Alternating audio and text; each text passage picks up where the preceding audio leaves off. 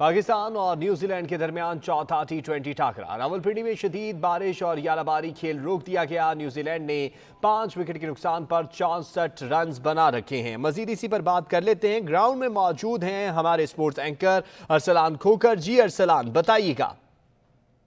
164 score है। 5 खिलाड़ी out हुए। 18.5 ओवर का खेल था। चैपमैन बहुत शानदार खेले और ये उनकी कंटिन्यूस परफॉर्मेंस है। लास्ट मैच में उन्होंने 63 किया तो नॉट आउट थे।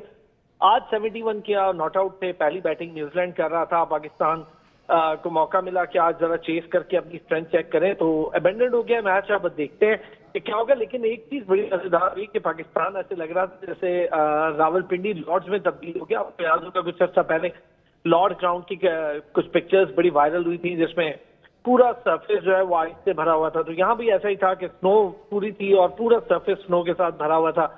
तो न्यूजीलैंड आज खेल बहुत अच्छा रही थी और न्यूजीलैंड की टीम में आज काफी पोटेंशियल दिखाई दिया। न्यूजीलैंड ने ऊपर तले स्कोर किया। एक अच्छी चीज ये हुई कि न्यूजीलैंड 150 प्लस करके खड़ी थी और अभी भी 1 ओवर 1 बॉल का खेल बाकी था, तो लगता यूं था कि 170 प्लस कर देगी और पाकिस्तान को चेस पे जाते हुए मेहनत करना पड़ेगी। रिजवान के बारे में ये कहा जा रहा था कि वो अनफिट है, लेकिन आज उन्होंने अपनी फिटनेस शो की। 12 कीपिंग की, ग्राउंड में आए, बैटिंग के लिए फिट दिखाई दे रहे थे। टीम पाकिस्तान की कोई चेंज नहीं हुई, सिर्फ एक नसीम शाह थे जिनकी जगह वापस जमान आ गए। जमान ने पहले भी मैचेस खेले, ब्रेक में नसीम शाह को मौका मिला और कोई बड़ी चेंजेस भी नहीं थी। बाबर आजम का प्लान भी यही था कि आज अपनी बैटिंग स्ट्रेंथ को टेस्ट कर लिया जाए, तो इसलिए ये था कि पाकिस्तान शायद बैटिंग टेस्ट करना चाह रहे, चूंकि बॉलिंग तो पाकिस्तान ऑलरेडी बहुत अच्छी है।